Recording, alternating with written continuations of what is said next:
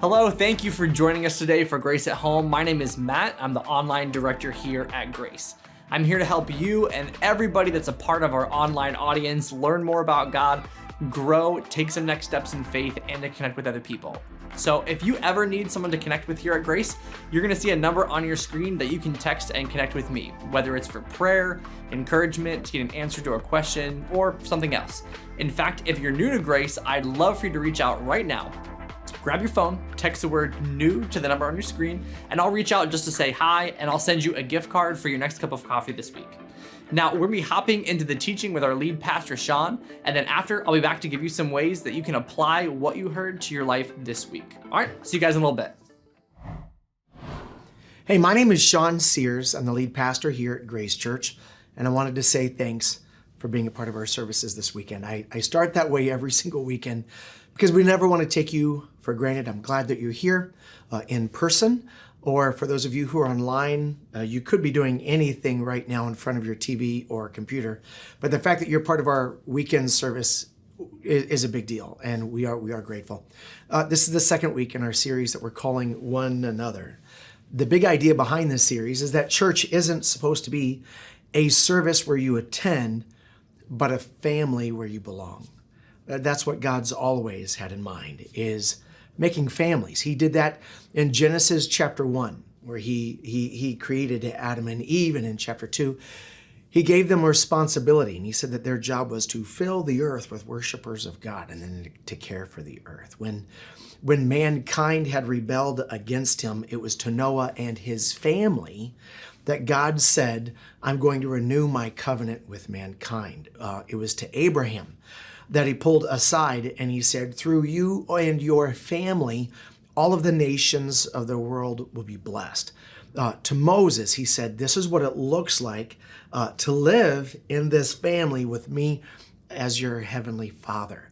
To David, he reconfirmed his covenant and said, through you and your descendants, like the Messiah will come from your family. And when Jesus said, I will build my church and the gates of hell will not stand against it, he wasn't now shifting into some type of corporate metaphor where he said, now what I want to do is I want to build buildings all over the world that become political powerhouses in every country in which it resides. It's always been about a family.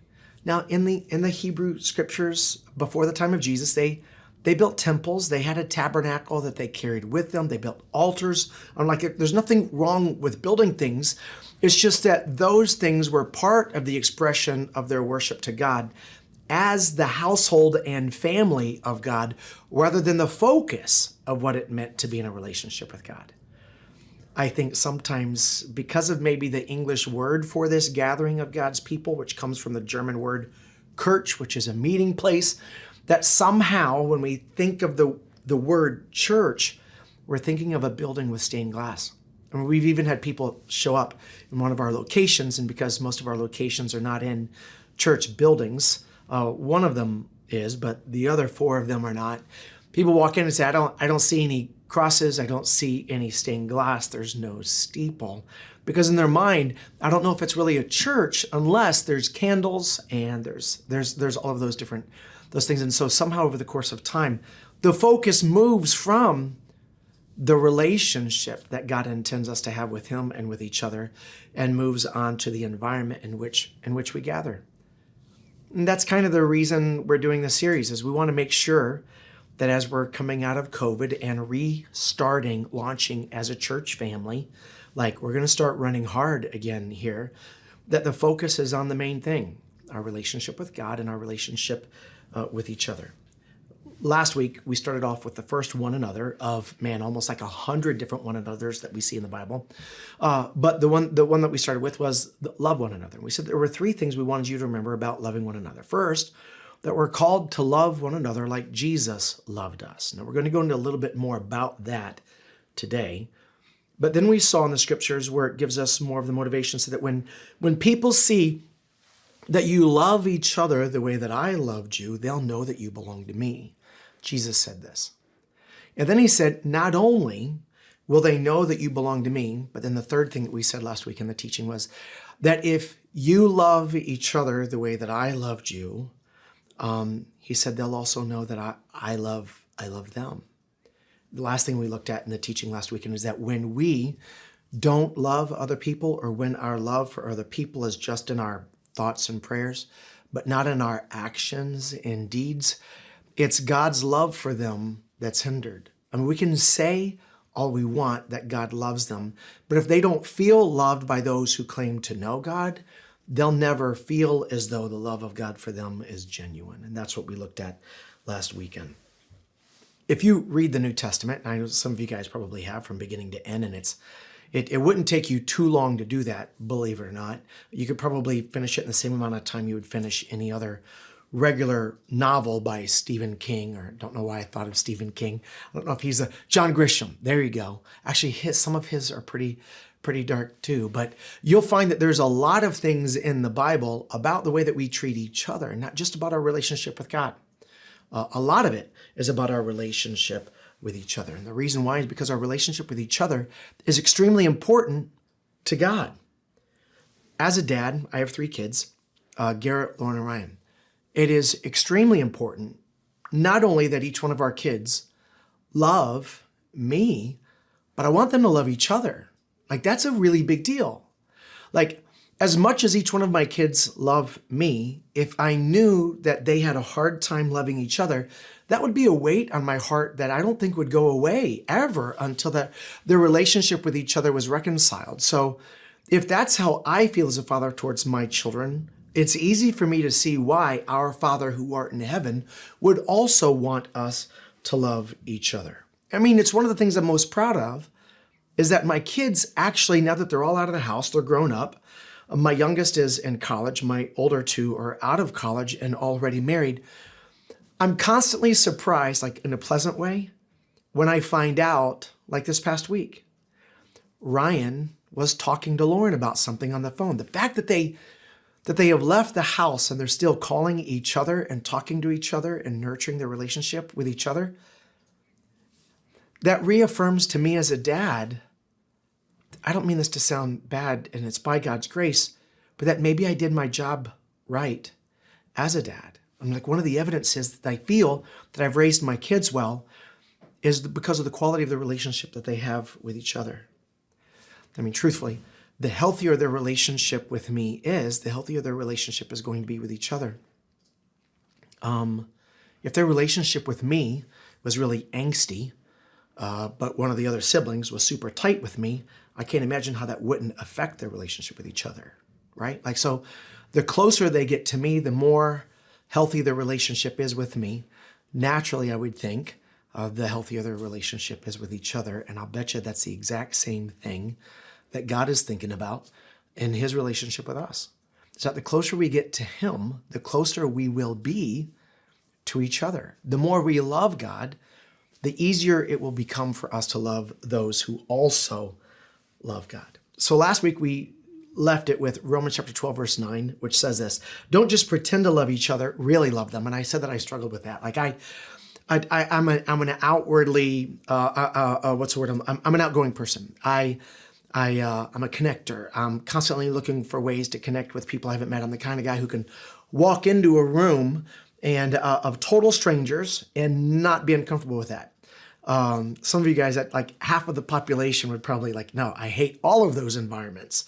But the other half of us, we thrive in that. Like I love showing up to places where I don't know anybody because I'm going to sit down next to somebody and find some kind of way to connect with that person, either through a friend that I have that lives in the town that they grew up in, or maybe a shared experience through a sporting event that we attended or a band that we like. I'm gonna look for some type of way to connect with other people. And so it's easy for me, who's building all of these really quick and shallow relationships, to say that I love a lot of different people. And what the Apostle Paul's wanting me to do is to make sure that I examine the quality of those relationships. And he says, and I take it very personally, he says, Sean, I want you to love people. So it's even for me to say, no, I love everybody. And then the Apostle Paul says, Sean, I want you to really love people. What that does is it forces me to slow down and actually pay attention to the people that are in proximity to me in a different way. So it's not so much that I'm looking for quick, brief, friendly, comfortable interactions with them as much as if I'm going to be a devoted follower of Jesus, I'm looking for meaningful ways to develop a real and genuine connection to another person in which I will, over the course of time, find meaningful ways to contribute value to them, right? That's what Paul says. So for us as a church family, and for those of us who are here in person, I think it's a little bit easier for us than those of us who are still at home. I'm wondering how you are during this time in your life at home, building meaningful relationships with your brothers and sisters of faith. Like that is a healthy expression of your relationship with God. In fact, I would say that it is the byproduct of a healthy relationship with God. Like the closer you would get to God, the more you would desire personal connections with others who are in the household of faith. Listen to what the rest of Romans chapter 12 says, though. He goes on to say, really love them, hate what is wrong, and hold tight to what is good. Verse 10, love each other with genuine affection. So all he's doing is unpacking what it means to love people the way that Jesus loved them. So we're digging deeper into the first thing we learned last week about loving one another, to love like Jesus loved us. He said that that's how they'll know that you're mine, that you love me, and that's also how they will experience my love for them. But in that loving each other the way that I loved you, Paul kind of breaks that down. And he says what it really means is to be genuine in your affection for people, to take delight in honoring them. Like we can only do this up close and personal. And truthfully, if you're right now here in person, just looking up here at me teaching you, I don't know how this can't be all there is to church, because you're right now not able to show genuine affection and honor for the people that are sitting in the room with you.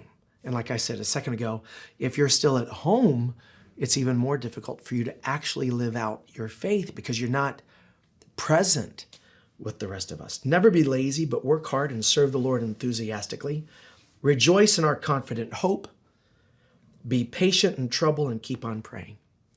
When God's people are in need, be ready to help them. That's that slowing down thing. How am I ever going to be able to help people in need unless the church experience is more than a service I'm watching on YouTube right now, right?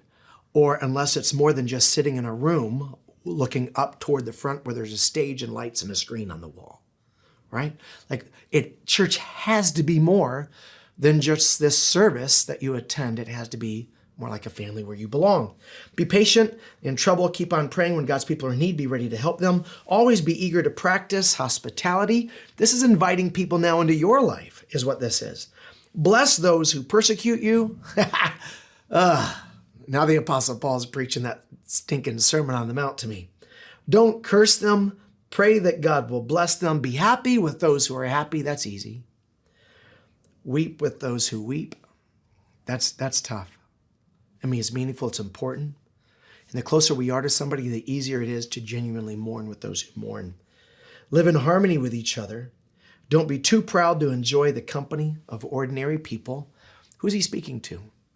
Those who feel that they are an exception to the rule. Like I'm wondering, as I'm describing what it means to be a part of the church, if any one of us, while I was saying this, felt in our head that we were excluded from this for some reason, that this wasn't necessarily applicable to us. And just in case that's the way you were thinking, Paul says, wait a minute, it's to you that I'm saying, don't think that you're too good for this. And don't think that you know it all. How would you describe everything he just said? What one word would you use to summarize the attitude that Paul is saying that we should have toward each other if we're going to love each other the way that Jesus loved us? I think it would be the word devoted. So last week we talked about loving one another, and this week we're looking at what it means to be devoted to one another. And if we're going to be completely honest, I mean, hopefully you're always honest, you just might not be always transparent. But if we are going to be transparent about our church experience, I think that's the piece that's missing. It's the feeling that the people who I'm here with right now really are devoted to me. Like I can handle a rude church lady in the parking lot. I can handle an awkward service where the singer was out of tune. I can handle tough conversations. I can go through a lot of awkward, interpersonal human interaction if I know for a fact that the people that I'm present with genuinely care about me and want what's best for me. Truthfully, the more I feel you love me, the more difficult conversation our relationship is able to stand, to take. The more access I give you to the private parts of my life, the parts that not everybody will always see. There's a certain amount of transparency that comes, trust, openness, access I'm going to give you if I could just be convinced that you are devoted to me. What does it mean to be devoted to somebody? It's everything that the Apostle Paul just said, but I think another way of saying that is I actually genuinely want everything awesome for you. And it would be me living in such a way that you actually felt that that's what I wanted for you. We're attracted to those people, right? So the idea that church would be a huge part of my life. And in fact, I would not move to another town in order to stay connected. And that's what's crazy. There are people in this church family that have not taken job transfers because they wanted to stay a part of this church family. Holy cow. And for some of you, you're like, that's insane. That's crazy. Why would they do that? Because the church has become a family to them and it hasn't to you. That really is it's not that one loves God more than the other person. It's just that the church became what God intended it to be for them.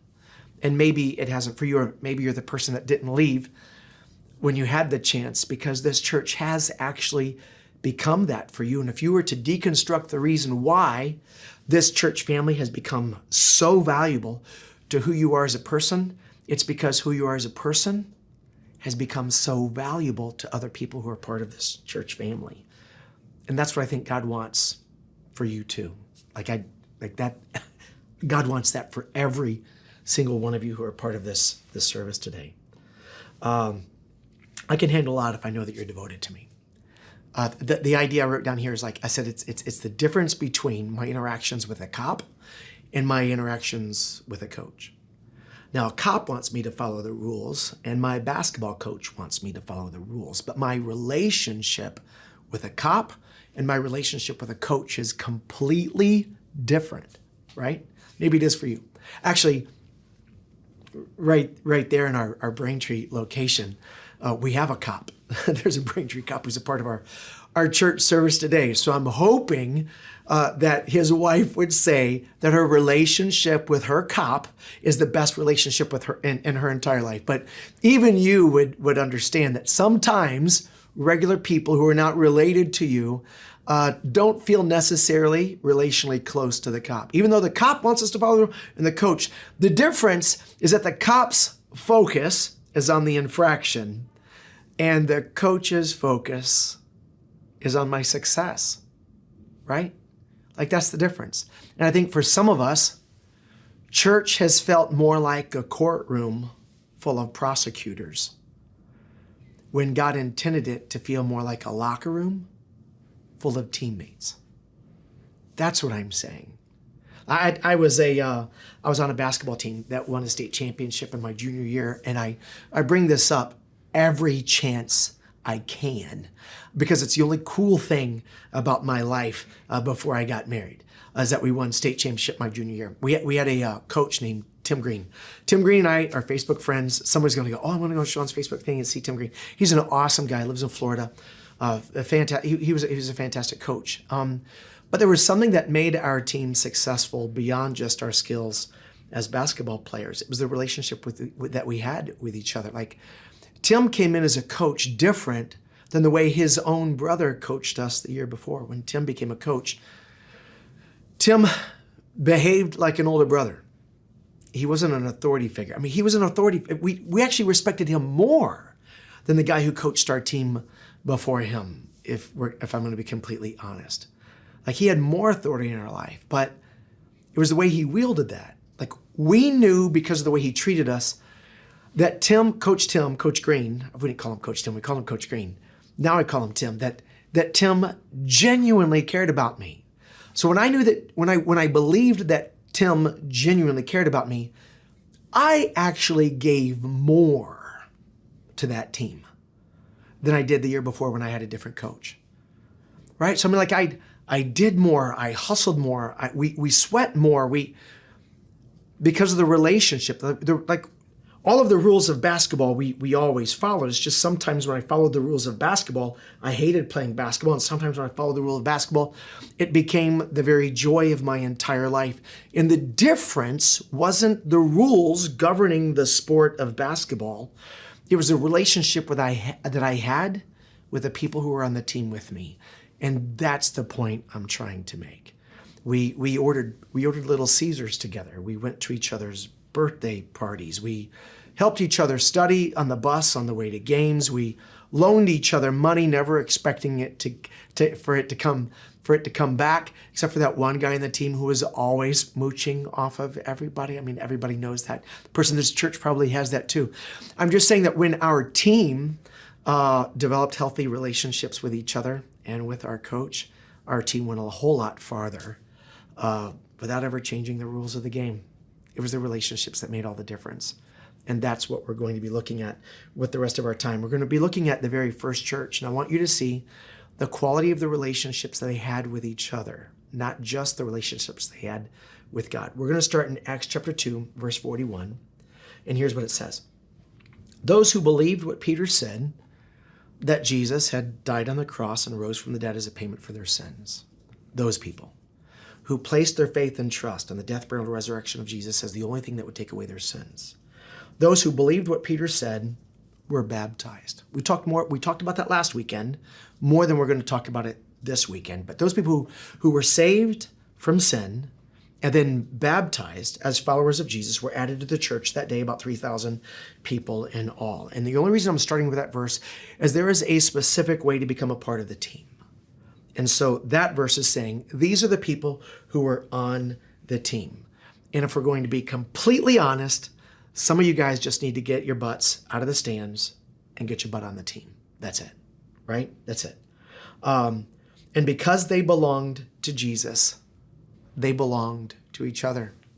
They turned from their sin, placed their faith and trust in Jesus.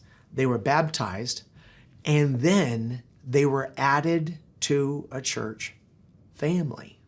That was the next step in their spiritual development, was that they found a spiritual family to belong to.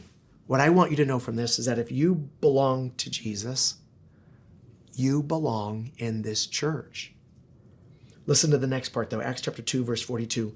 All the believers devoted themselves to something. And that's what we're going to spend the rest of our time with, is looking at what they devoted themselves to. But devoting ourselves to the mission and family of God is essentially what it means to be a follower of Jesus.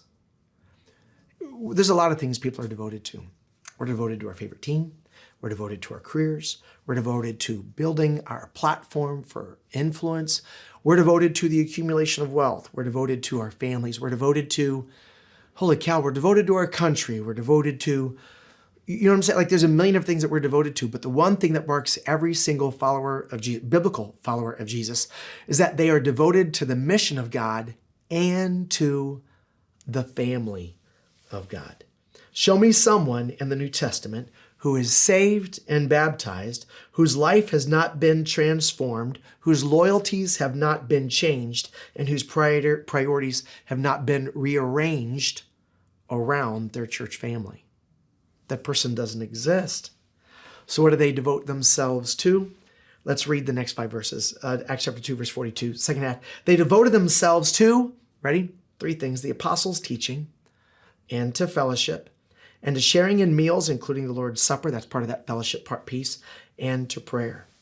Verse 43 says, a deep sense of awe came over them all. And the apostles performed many miraculous signs and wonders, and all of the believers met together in one place, which is what we do on the weekend right here in person. and shared everything they had. They sold their property and possessions and shared the money with those in need. They worshiped together in the temple each day. They met in each other's homes for the Lord's Supper. They shared their meals with great joy and generosity. All the while, they praised God and enjoyed the goodwill of all the people. And as a result, each day the Lord added to their fellowship those who were being saved. What I want you to notice is that the very first thing that describes those who were saved and baptized is that they were added to a church, which then shaped the way they lived the rest of their life. And I see three things specifically that they dedicated themselves to in verse 42. The first thing is this, that they were dedicated to gathering for the teaching. Christians gather for the teaching. Every functional community has a purpose. Every club, every government, every team, every corporation, every business, everything has a stated purpose. You'll find their purpose through their mantras, their handbooks, their policies, their goals, their constitution, the contracts that they have employees sign. And for the church, our guiding ethos is driven by the teachings of the apostles in the New Testament and the prophets in the Old Testament. When Paul said to hate what is wrong and hold tight to what is good, how would they know what was the right thing to hang on to and the wrong thing to let go of without the teachings of the prophets in the Old Testament and the apostles in the New Testament? The standard for the Christian is the scriptures. And the most amazing thing to me about this is that the teaching of the apostles, which is what they devoted themselves to, do not center around the code of the prophets, which all of the Old Testament demonstrates we failed to keep, but it's around the person of Jesus who never failed to keep those laws, those commandments. Like, that's why we dedicate ourselves to the teachings of the apostles. They show us all of the ways in which Jesus has done for us what we were incapable of doing. So as a church family, they gathered together every weekend in one place and they devoted themselves to the apostles' teaching. That's what we're doing. That's what you're doing right now. Like you are doing right now what the very first church devoted themselves to once they turned from sin, were saved, right, to follow Jesus, and were baptized. They were added to the church and they devoted themselves to what we are doing right now, this moment. The second thing that they did is that Christians gather, or they devoted themselves to gathering for fellowship. You and I have all probably been in a place where there was a lot of people around. We felt very alone. You can be alone in a crowd, right? And there are some of us who are, you're a part of this church right now. You're devoting yourself to the apostles' teaching. We're teaching from the New Testament, the actual things that the apostles taught. Like we're reading the words of the apostle Paul and of John and of St. Luke, right? Like we're actually reading the things that they taught. But if you're at home right now, you're alone. And that's the second thing that they devoted themselves to, is fellowship with other followers of Jesus. To the family, the household of God is what they devoted themselves to, is they gathered together for fellowship. You can see everyone and not feel close to everyone. If all church is for you, though, is just showing up in person. So there's those of us who are home, who are in isolation, and then there are those of us who are in person who are still disconnected, and that's not God's plan for us either. They devoted themselves to fellowship, which is the reason why they spent so much time together outside of just this one service. And its importance might be the reason why the Bible goes into more detail about the way they treated each other in their church than the format of their gatherings when they met as a church. Like there's nothing in the Bible that says what time the church service started and what time it ended, how many songs they sang, how long the sermons were. I'm sure just like now, they just wish they were 10 minutes shorter sermons, right? Like there's no description about any of that stuff because I don't think any of that stuff matters. But there's a lot of description as to the quality of the relationship they had with the people who attended the worship services with them. Here's the point, is that being devoted to fellowship was more than just sharing a service. It was sharing their lives. And that's what I'm asking you to do, genuinely. If you're at home, I'm asking, and I don't know why you're not here. especially if you're going to restaurants and grocery stores. Sorry, I'm not trying to make anybody feel bad. You need to make the decision that you feel is best for your family. All I'm saying is that what's best for your family is to stay connected to your church family. And if you're not comfortable doing that on the weekend and the gathering right here with the rest of us, it's on you to find another way to, you have to find some kind of way to stay devoted to fellowship with other people in your church family. You've got to do this somehow. And if you're here in person, you have to find some way to get connected to the people that are in this room with you right now. And the third thing that they were devoted to is gathering for prayer. Christians gather for prayer is what they do. Throughout the entire book of Acts, every time that God does something amazing, you're going to see two things that happen first. They dwelt together in unity and in prayer. What I want you to know from this is that when God's people gather in unity and prayer, God shows up and he shows off is what he does. You'll see that even when Peter was arrested and there was a miracle and the gates just opened and Peter was able to walk out, that he goes back to his small group. That's where he goes. He goes to his small group. There's a girl named Rhoda who opens up the door. That actually comes when Peter's knocking on the door to come back to his life group. They send a girl out to open up the door. Her name is Rhoda, and when she sees Peter, she's 100% convinced that he's dead, so this must be his ghost. She walks back into the house and says, "Peter's ghost is here." And they're like, "That's insane." They go out there, and it's actually Peter. But this miracle of Peter being released from prison in a miraculous way was preceded by his life group dwelling together, right? They were fellowshipping. They were dwelling together in unity and in prayer. Prayer is a constant reminder that we can't fix everything, but that the one who can wants to hear from you. Man, that's good.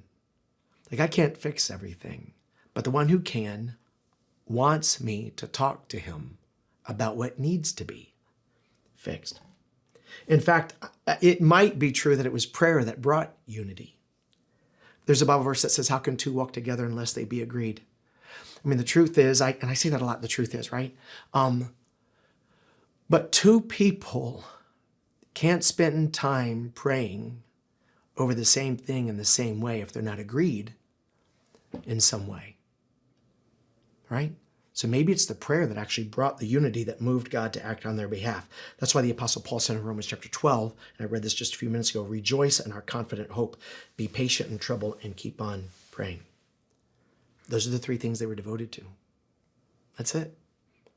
But when you read the end of Acts chapter 2, what you find is that when the Christians, when the church, when they devoted themselves to the apostles' teaching, when they devoted themselves to actually sharing more than just a service with each other, but their lives with each other, and they spent time praying together, it resulted in three things: radical generosity, sincere expressions of worship, and a spiritual awakening in the lives of their family, friends, and neighbors. And who in the world doesn't want that? Hey, thank you for taking the time to be here today. I'm really glad that you were here, and I hope that you were encouraged and even a little bit challenged by what you heard. But now, how will this impact your next week? If you're not sure, maybe ask yourself, what was one thing that stuck out to you the most, and why did it stand out to you? Then ask yourself, is there something that God is asking you to start doing, or maybe even stop doing? Maybe even set that one thing as a reminder on your phone so that throughout the week you're reminded of what that was. All right, now to close off today, we're gonna end with a little bit of music just like we do every week to help you get ready for the week to come. But if you need prayer, are new, or need some help applying the teaching, just text me using the numbers you see on your screen, and let's talk soon.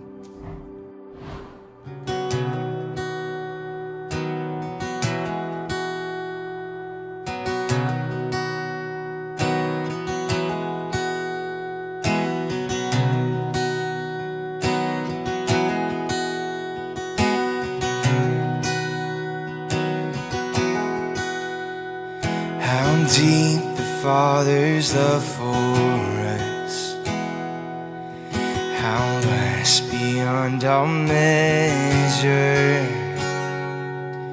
that He should give His only Son to make a wretch His treasure. How great the pain I'm searing loss, The Father turns his face away as wounds that mar the chosen one bring many sons to glory.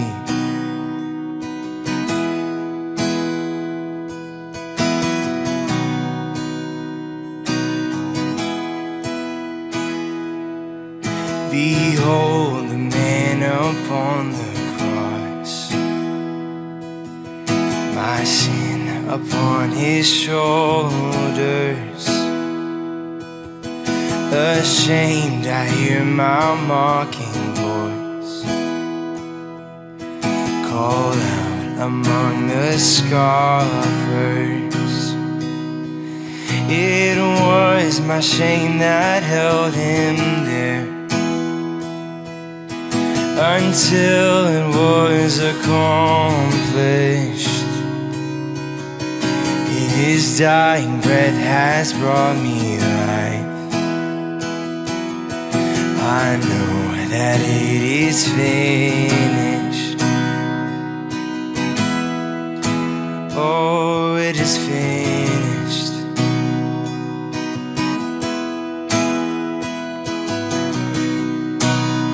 Oh, you did it all the way. Thank you, Jesus.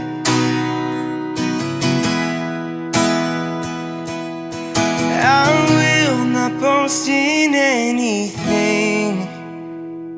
No gifts, no power, no wisdom. But I will boast in Jesus Christ, His death and resurrection. Why should I gain from His reward? I cannot give an answer. No, but this I know with all my heart. His wounds have paid my ransom.